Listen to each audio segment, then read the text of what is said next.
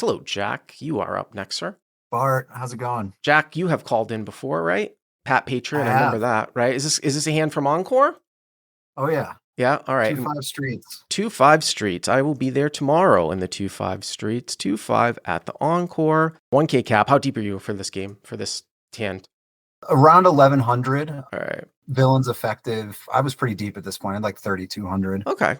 Okay, so 1100 effective. Yep. Folds to me. I'm in hero in middle position. Okay. I make it 20 with 5 of clubs, 6 of clubs. All right, so 6 of clubs, 5 of clubs from mid position. Okay. And then the hijack and the cutoff call and the the big bind completes. Hijack and cutoff call and the big blind calls. What time of day is this game at, by the way? This was Saturday at like 5 p.m. Oh, so it's kind of in between shifts. The reason why I ask that is because sometimes we get the straddle on, sometimes we don't. I would say that there's at least a 30% straddle, and even in the daytime games, which is interesting because it's a little bit shallow. It was on a lot. It wasn't on for this one though. So you raise with 5, 6 of clubs, hijack, cutoff, and big blind call, and the pot's like $80. Okay. So flop comes out, queen of clubs, 6 of hearts, 5 of spades. Well, so you flop bottom 2. Yep. Queen of clubs, 6 of hearts, 5 of spades. Bottom 2 with the backdoor flush draw. Okay. Yep. So big blind checks. Mm-hmm. And so in this spot, I actually went ahead and I bet pot. So I bet 80. I was actually going to say, like, this multi-way, even though there's no flush draw out there, you're basically targeting a queen. And people love to play a lot of like offsuit broadways in this particular game. When you unblock having top pair, and this is even probably better than having like, say, kings or aces, just because, not in the sense that, I mean, you can get counterfeit, but if you had kings or aces, you're sort of blocking somebody having like ace queen or king queen. You don't block any of that, right? With 5-6. So this is kind of akin to having, say, like a set of 6s or a set of 5s in a given situation. Now you're in the middle here. Sometimes we talk about, which hands do you choose to check raise as the pre-flop raiser?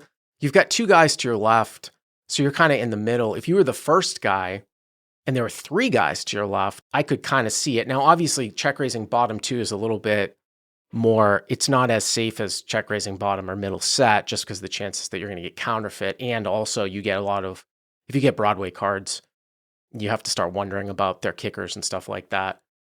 I'm just throwing it out there. But yeah, I would definitely bet at least 60. You went full pot. So hero bets 80. Yep. And exactly to your point, I was thinking I want a queen to call. If it happens that there's some 3, 4, 7, 8 around, charge them. And the hijack and cutoff both fold, and then the big blind calls. All right. So fold, big blind calls. Obviously, that's much wider than if it was, say, for example, the hijack that called. On a board like this, the hijack is going to have a queen a lot or some sort of straight draw. The big blind closing the action could have something else, although you did bet full pot. So into 4 people, that's pretty strong. So the big blind calls, and now the pot's 240. Okay. And so this is when it gets interesting. So the turn now is the 5 of diamonds. Oh, so you make a full house. So turns a 5 of diamonds. And again, like you have a 5 in your hand. There's a 5 on the board, turns the 5. Very unlikely this guy has a 5 in his hand, calling full pot, I think. Completing from the big blind. Okay. And so this is where I think I made a little bit of I think I made a mistake here, but I'll talk through what I was thinking in real time. So he checks to me, and I actually decided to check it back. And my thought process was I want to get him either bluffing or betting a queen on the river. Now, if he had a queen, he probably is still, now looking back, he probably is still going to call, obviously. Oh, absolutely. Absolutely. Yeah. But my thoughts were I kind of wanted to, and now looking back on this, it doesn't make too much sense, but I wanted to almost make it look like I'm representing like 8s through jacks from that check back. Well, here's the thing. Here's the thing about that, though, which is different about your hand.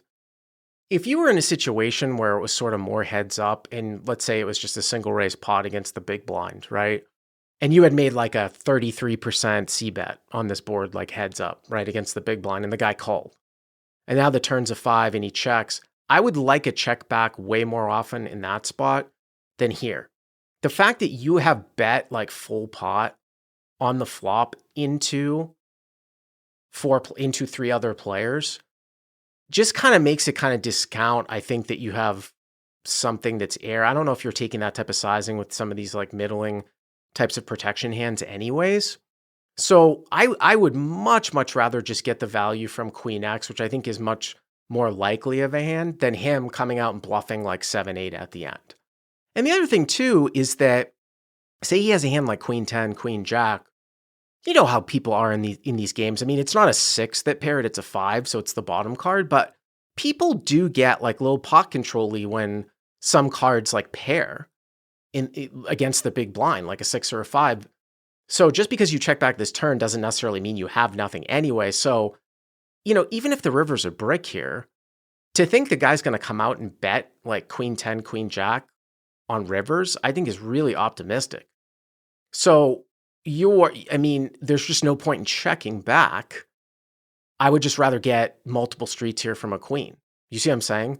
Like you could say like, well, I'm going to raise a queen here at the end when the river comes. I don't think a queen is always betting when the river comes based upon this. So that's why I can understand your thought process. I just wouldn't apply it to this exactly situation here.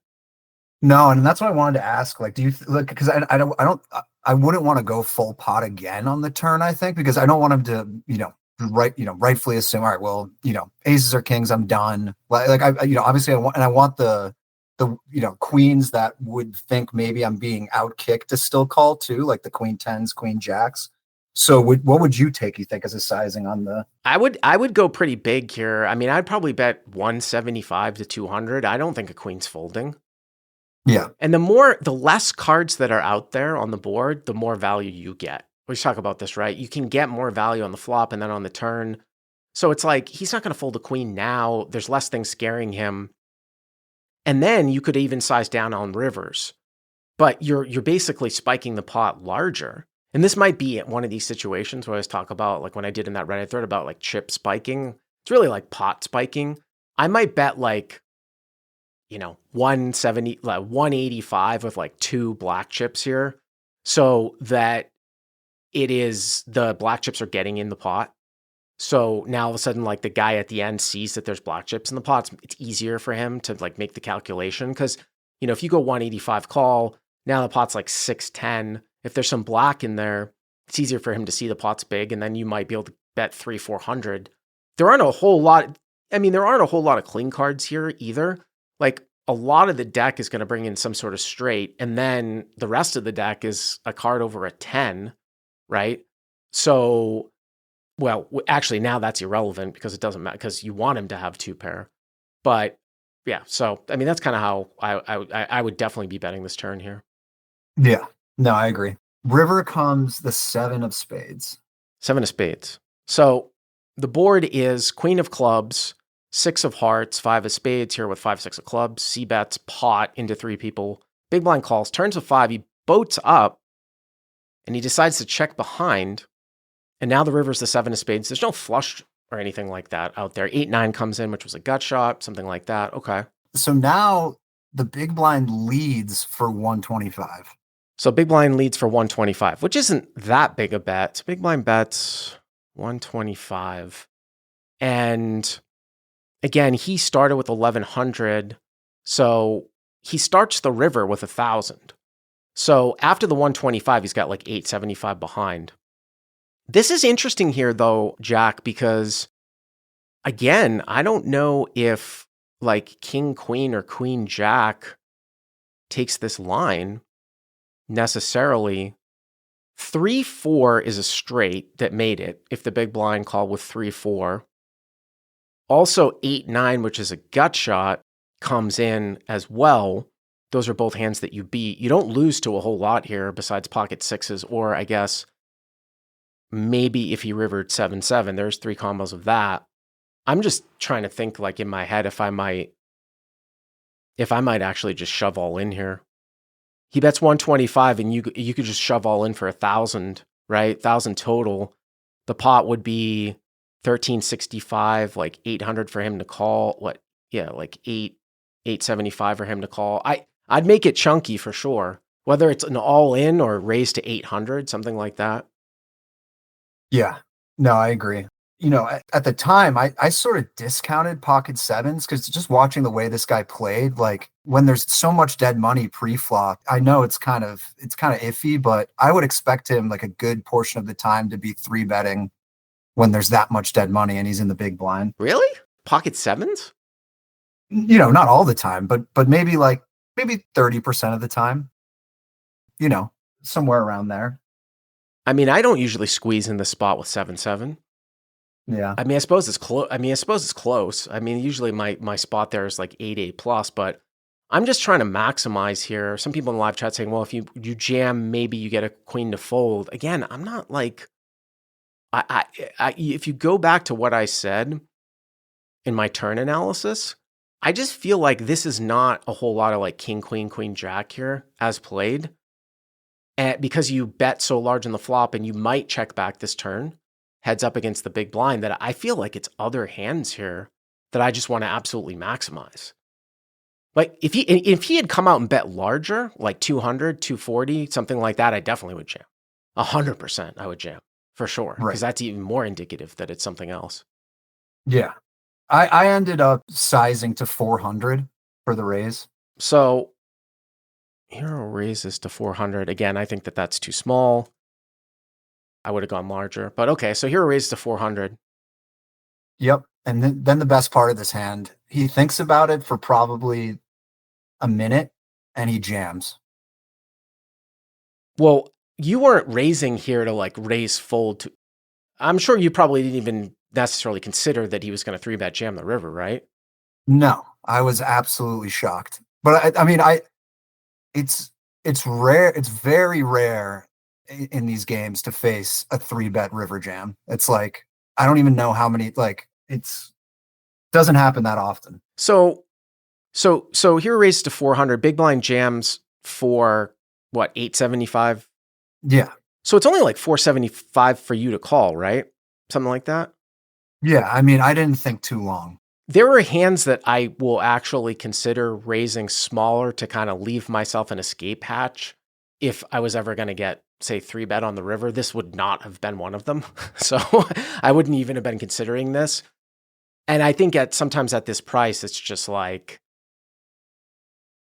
I mean, so what is 6? So you got 6-6 here. And the other thing too is like the way that you played this particular hand, you don't even always get a 3-bet jam here from like pocket sixes or pocket sevens. You get a 3-bet jam from quad fives, but he can't have quad fives, right? Right. Because you've got queen, queen. So I don't see folding here. I actually think it's just interesting just to raise yourself more and getting yourself more pot committed. I assume you called. Is that what you said? Yeah. Yeah. Yeah. I didn't, I probably thought about it for 20 seconds, but it was, obviously it's a very strange, it's like, what could he possibly have here? 7-7, I mean, maybe 7-7. I guess he could have 6-6, but again, I think still these guys get scared of queen, queen. Right. And I don't know how good, maybe he's overplaying 8-9. I don't know. He might not recognize the board here too. You wouldn't think that he would do that. I mean, if I'm saying he's not going to sometimes 3-bet 6-6, why would he 3-bet 8-9 here? I don't know. What ended up happening? What did he have? So I called and he flipped over his cards and was like adamantly looking at mine, obviously. And I showed mine like the second I called because I, assumed very much that I'm good. Right. And he tables 5-7 off. Wow. 5-7 off for a bigger boat, huh? Yeah. It's just like, what was this hand? Oh man. So he called so trip fives on the turn, and then he's got a bigger boat. Wow. Small blind has 5-7 off. Wow, that is amazing. So he is losing to, the only thing he is beating actually here is 5-6. Right? Because he loses to one hand. Right. He loses to 6-6, he loses to 7-7, he loses to queen, queen. Queens. I mean, that's interesting. I mean, the whole thing, because we can't, to play this one back, like the spot where you might raise fold here is if you had 8-9. Now, whether or not you would c-bet into 3 people with 8-9 with this type of sizing, yeah, you'd probably check back turn. And then that might be a situation where I might like raise fold 8-9. So for me, he doesn't really get a whole lot of value from anything that's worse here for me, unless it's specifically 5-6. I guess specifically, which there aren't that many combos of. But anyways, tough hand. Thanks for the call, Jack. I appreciate it.